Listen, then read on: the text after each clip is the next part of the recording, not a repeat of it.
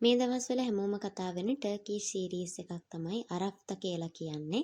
ඒකේ සිංහල සබ්ටයිටල්ස් නැතුව බලන්න බැරි වෙච්ච අයට මේ විදියට මම කතාව අරගෙන එන්න තීරණය කරා. සිංහල රිවිව් එකක් විදියට. මේ කතාව පටන් අරගන්නේ මෙහෙම පිරිමි ළමයෙක්ව බිම දිගේ ඇදගෙන යනවා වෙඩින් ඩ්‍රෙස් එකක් ඇඳගත්තු ගෑනු ළමයෙක්. අරගෙන ගිහිල්ලා වලකට තල්ලු කරන සීන් එකකින් තමයි මේ විදියට මේ කතාව පටන් අරගන්නේ. මෙතනින් පස්සේ කතාව යන්නේ දවස් 187කට කලින් සිද්ධ වෙච්ච අතීතයක් ගැන කියන්න.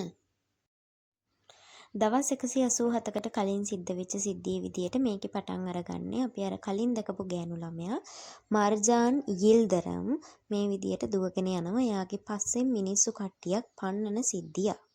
මාර්ජාන් දුවගෙන ගිහිල්ලා ළඟ තියෙන නැවකට නගිනවා. නැගලා මෙතන මාළු දලක් අස්සේ හැංගිලා ඉන්නකොට මේ නැවේ අයිතිකාරයා ඇවිල්ලා මෙයාගේ මාළු දල අයින් කරනවා. එතකොට තමයි අපිට මේ කතාවේ වීරයව හඳුන්වා දෙන්නේ අතේෂ් කරාන්. වේල් එකක් වගේ මාළු දෙන අයින් කරන ගමන් අතේෂ් ජාන්ට නම් දෙකක් දෙනවා රූකි ෆිෂ් සහ වෝටර් නිම්ෆ් කියලා. මේ කතාව ඇතුලේ නික් නේම්ස් වලට ලොකු තැනක් තියෙනවා. ඒ නිසා ඔන්න ඔය විදිහට ලස්සන නික් නේම්ස් දෙකක් දීලා තමයි පළවෙනි එපිසෝඩ් එකම පටන් ගන්නෙ. ඉතින් මේ දෙන්නගේ පොඩි රළු කතා බහකුත් යන අතරේ මාර්ජාන් කියනවා ආපහු හරවගෙන වෙරළට යමු කියලා. ඒත් අතේෂ් ඒකට කැමති වෙන්නේ නැහැ. අතේෂ් එයාගේ වැඩේ ඉවර කරගෙන මාර්ජාන්ව වෙරළට ගෙනහිල්ලා දානවා. මාර්ජාන්ව වෙරළෙන් බැස්සුවට පස්සේ ඒත් ආයෙමත් අර මිනිස්සු එයාගේ පස්සෙන් පන්නගෙන එන්න ගන්නවා. මේ ඉන්නේ මාර්ජාන්ගේ හොඳම යාළුවා දෙමෙත්. එතකොට මේ ගෙදර අය ගොඩක් කලබල වෙලා ඉන්නවා තමයි අපිට මේ පෙන්වන්නේ. මේ ඉන්නේ මාර්ජාන්ගේ අම්මා නර්මින්. ඒත් එක්කම පෙන්නනවා මාර්ජාන්ගේ තාත්තා හයිදාර් යිල්දරම් මාර්ජාන්ගේ අයියා වෙන මුරාත්ත ගහනවා. උඹ හින්දා තමයි මේ හැමදේම සිද්ධ වුනේ. නංගිට ජීවත් වෙන්න කියලා ප්‍රාර්ථනා කරන්න නැත්නම් මම උඹවත් මරලා දානවා. ඊට පස්සේ අපිට පෙන්නනවා හයිදාර් දෙමෙත්ගේ අයියා නසීර් එක කතා කරනවා. එතෙන්දී අපිට පෙන්වන්නේ නසීර් කියනවා ඔයාලා මං කිව්ව කොන්ට්‍රැක්ට් එකට කැමති වුණා නම් මේ කිසි දෙයක් වෙන්නේ නැහනේ. ආයෙත් ඒ ගැන හිතලා බලන්න කියලා. එතකොට හයිදාර් කියනවා මම මාර්ජාන් ආවම ආයෙමත් කතා කරලා ඒ ගැන බලන්නම් කියලා.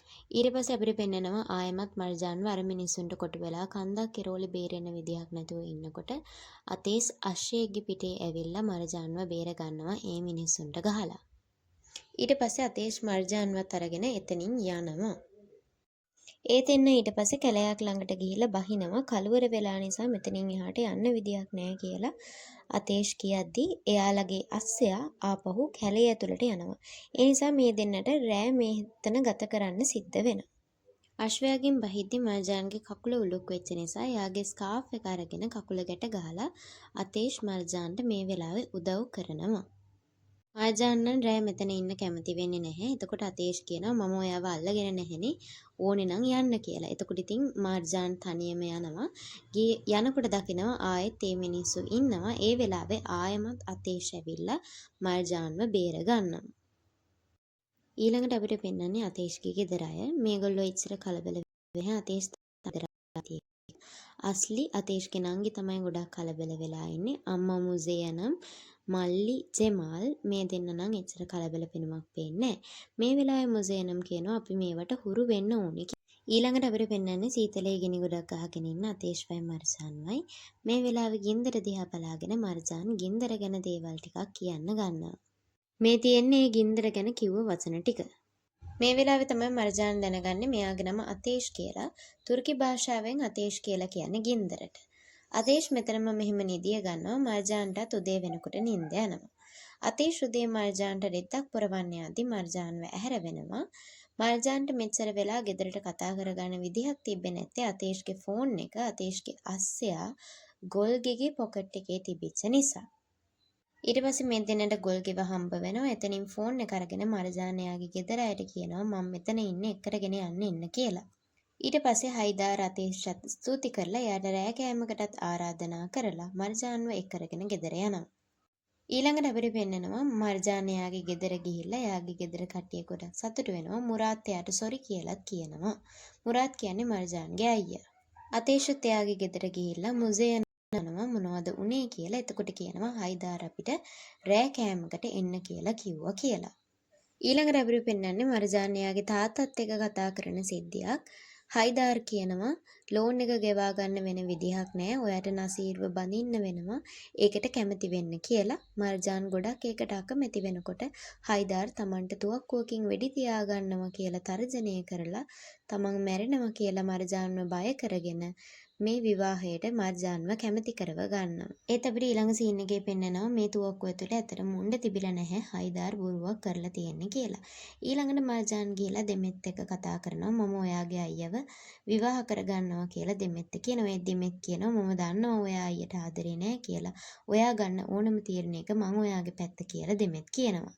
ඊට පස්සේ අපිට පෙන්නනවා ආයමත් අතේෂ්ගේ ගෙදර අතේෂ් තෙමාල් එක්ක බොක්සින් ගගහා ඉන්නවා. තෙමාල් අතේෂ්ගෙන් අහනවා ඊයේ රෑ මොකද වුනේ කියලා. ඒත් එයා ඒකට මොකුත් උත්තරයක් දෙන්නේ නැතුව පූල් එකේ නාන්න යනවා. ඊට පස්සේ අපිට පෙන්වන්නේ මර්ජාන්ගේ ගෙදරට නසීර් ඇවිල්ලා මර්ජාන්ට තෑග්ගකුත් අරගෙන මර්ජාන් එක පිළිගන්නේ නැහැ. නසීර් කියනවා හෙට අපේ එකට රෙජිස්ට්‍රේෂන් එකට ලෑස්ති වෙලා ඉන්න. ඊළඟට අපිට පෙන්වන්නේ අතේෂ් මර්ජාන්ගේ මෙන්ෂන් එකට ගිහිල්ලා අතේෂ් ගොඩාක් මර්ජාන්ගේ ගෙදර දිහා බලාගෙන ඉන්නවා.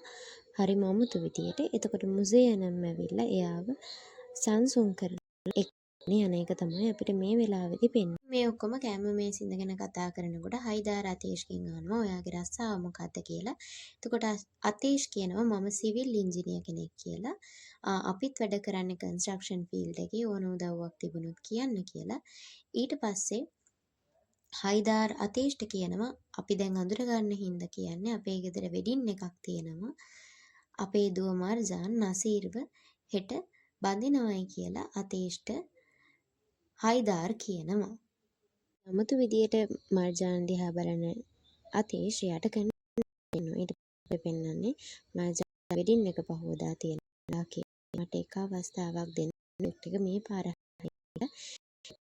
මතයි වෙන්නේ නැහැ. කොමරි අන්තිම රෙජිස්ට්‍රේෂන් එක වෙන තැනටම වෙනකම් වෙඩින් එක යනකොට මර්ජාන් ප්‍රාර්ථනා කරනවා අනේ හරි මේක නතර වෙන්නේ. ඒත් එක්කම මෙතෙන්ට එකපාරට අතේෂ් එනවා එයාගේ කට්ටියත් එක්ක.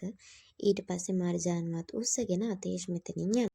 මර්ජාන්වත් උස්සගෙන කාර් එකට දාගන්න අතේෂ් මර්ජාන්වත් අරගෙන මෙතනින් යනකොට සෙමාල් නසීර්ගේ කාර් එකට වෙඩි තියලා නසීර්ව මග බ්ලොක් කරනවා. අතේෂ්ටයි මර්ජාන්ටයි මෙතනින් යන්න පුළුවන් වෙන්න. ඊට පස්සේ කාර් එක මග නැවැත්තුවාම මර්ජාන් අතේෂ්ට ගගහනවා ඔයා කවුද එයි මෙහෙම කරන්න කියලා. එතකොට අතේෂ් කියනවා කවුද දන්නේ මම ඔයාගේ ගැලවුම්කාරයා වෙන්නත් පුළුවන් කියලා. ඊට පස්සේ මර්ජාන්වත් අරගෙන අතේෂ් මර්ජාන්ගේ ගෙදරට යනවා. අතේෂ් කියනවා මම දන්නවා ඕගොල්ලෝ ලොකු ණයකින් හිර වෙලා ඉන්නේ කියලා. ඒකෙන් බේරෙන්න මගේ ළඟ ඩීල් එකක් තියෙනවා. ඕගොල්ලන්ට අයිති හැමදේම මට දවස් 187කට දුන්නොත් මම මේ ණය ගෙවලා දානවා කියලා. අතේෂ්ගේ දෙවෙනි කන්ඩිෂන් එක තමයි මර්ජාන්ව එයා මැරි කරනවයි කියන එක. දවස් 187කින් මර්ජාන්ව ඩිවෝස් කරනවා කියලාත් අතේෂ් මේ වෙලාවේදී කියනවා. අතේෂ්ගේ හිතේ පලිගැනීමේ අරමුණක් තියෙන එක ගැන විස්තර ඊළඟට පෙන්නලා අපිට පෙන්නනවා මර්ජාන්ගේ පිටිපස්සේ මිනිස්සු එවලා තියෙන්නේ අතේෂ් කියලා.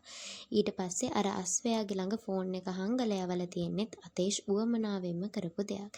ඊට පස්සේ අපිට අතේෂ්ගේ ගෙදර විශේෂ කාමරයක් පෙන්නනවා මර්ජාන්ගේ ගෙදර මිනිස්සුන්ගේ රූප සහ විස්තර කාලයක් තිස්සේ එකතු කරපු. මෙතන එක ෆොටෝ එකක් තියෙනවා චූටි ගෑනු ළමෙක් පිරිමි ළමයෙක් අතින් අල්ලගෙන ඉන්න. ඒ විදියටම මර්ජාන් දුවගෙන ඇවිල්ලා අතේෂ්ගේ අතින් අල්ල ගන්න තැනකින් මේ කතාවේ පළවෙනි එපිසෝඩ් එක මේ විදියට ඉවර වෙනවා.